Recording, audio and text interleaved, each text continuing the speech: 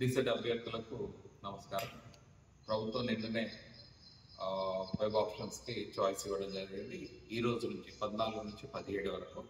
So ప్రతి ఒక్క అభ్యర్థి క్యాండిడేట్ ఎవరైతే సర్టిఫికేట్ వెరిఫికేషన్ చేసుకున్నారో మీరు కంప్యూటర్ సెంటర్ కానీ మీ సేవా సెంటర్కి వెళ్ళి వెబ్ ఆప్షన్స్ పెట్టుకున్నట్టయితే ఈ 3 రోజులలో ముఖ్యంగా మనం ఏం చేయాలంటే ఫస్ట్ వెళ్ళిన తర్వాత కంప్యూటర్ సెంటర్లో మీ యొక్క సర్టిఫికేట్ వెరిఫికేషన్ మీకు ఇచ్చినట్టయితే మీ హాల్ టికెట్ నెంబర్ పెట్టి దాన్ని ఎంట్రీ చేయడం ద్వారా అదేవిధంగా మీ డేట్ ఆఫ్ బర్త్ కానీ ఎంట్రీ చేసిన తర్వాత మీ డాటా వస్తుంది. డాటా వచ్చిన తర్వాత మీకు అక్కడ కింద కాలేజ్ లిస్ట్ ఉంటుంది. ఆ కాలేజ్ లిస్ట్లో మీరు ఏం చేయాలంటే ఏ కాలేజ్ అయితే మీకు ఏ కాలేజ్ మీరు ఆప్ట్ చేస్తారు అనేది పెట్టుకోవడానికి ప్రయత్నం చేయాలి. ముఖ్యంగా ఏం చేస్తామంటే ఫర్ ఎగ్జాంపుల్ మీరు ఏ జిల్లా అవ్వాలనుకుంటే ఆ జిల్లా మనం కొట్టినట్టయితే అందులో మీకు ఆ జిల్లాకు సంబంధించిన కాలేజెస్ వస్తాయి. కాబట్టి వెబ్ ఆప్షన్స్ పెట్టుకునేటప్పుడు ఒకటి గుర్తుంచుకోవాలి, మ్యాక్సిమం ఆప్షన్స్ పెట్టుకోవడానికి ప్రయత్నం చేయాలి. ఒకవేళ 10 కాలేజీ గిట్ట సైట్లో అవకాశం ఇస్తే 10 కాలేజీలు పెట్టుకున్నట్టయితే ఎంత ఎక్కువ కాలేజీ పెట్టుకుంటే అంత సీట్లు వచ్చే అవకాశం ఉంది. అదేవిధంగా మరి నిన్న ప్రభుత్వం పరంగా మనకు ప్రైవేట్ కాలేజెస్ ఎన్ని ఉన్నాయనేది కూడా లిస్ట్ వచ్చింది. దీన్ని బట్టి చూసినట్టయితే దాదాపు మనకు టోటల్గా 4,550 సీట్సే ఉన్నాయి.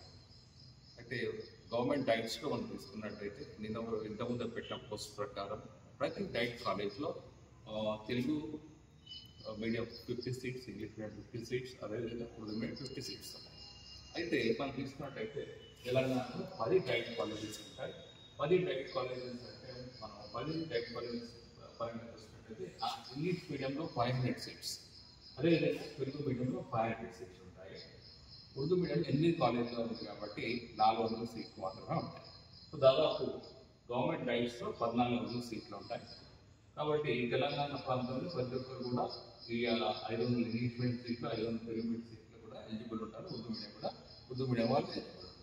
అదే కాకుండా మనం తీసుకున్నట్లయితే ప్రైవేట్ కాలేజ్లో ముఖ్యంగా 31 ప్రైవేట్ కాలేజెస్లో ఇంగ్లీష్ మీడియం ఉంది. ఇంగ్లీష్ మీడియంలో ప్రతి కాలేజ్లో 50 సీట్స్ ఉంటాయి.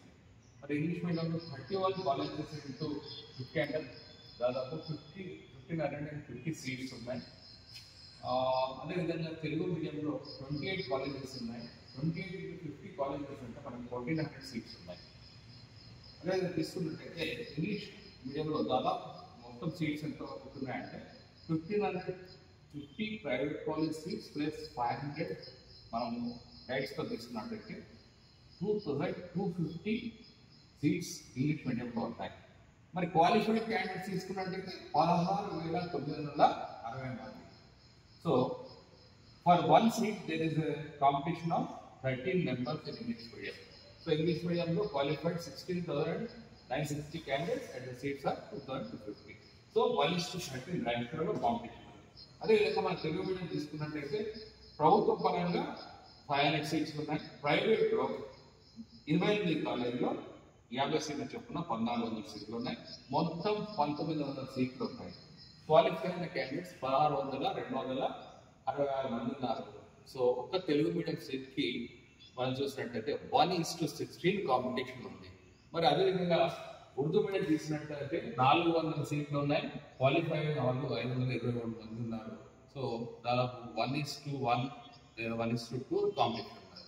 కాబట్టి ఇవన్నీ దృష్టిలో పెట్టుకొని మీరు ఎప్పుడైతే వెబ్ ఆప్షన్స్ పెడుతున్నారో మీరు మరి ఏ జిల్లా వాసులైంది ఎక్కడ మీకు దగ్గర ఉంటుందో అది చూసుకొని, అదేవిధంగా ఫర్ ఎగ్జాంపుల్ ఆదిలాబాద్ ఉందనుకోండి, మీరు ఆదిలాబాద్ క్లిక్ చేసినటువంటి వెబ్ ఆప్షన్స్లో మీకు ఆదిలాబాద్ డైట్తో పాటు డైట్లో ఉన్న ఇంగ్లీష్ మీడియం, తెలుగు మీడియం, ఒకవేళ మీరు ఇంగ్లీష్ మీడియం అయితే ఇంగ్లీష్ మీడియం కనిపిస్తుంది. అదేవిధంగా ఆదిలాబాద్లో ఉన్న కాలేజెస్ వస్తాయి. సో ఆదిలాబాద్ జిల్లాలో 2 Telugu medium, 2 English medium private colleges ఉన్నాయి కాబట్టి ఆ డిస్ప్లే అవుతుంది. నిజామాబాద్ అంటే నిజామాబాద్ కాలేజ్ డిస్ప్లే అవుతాయి.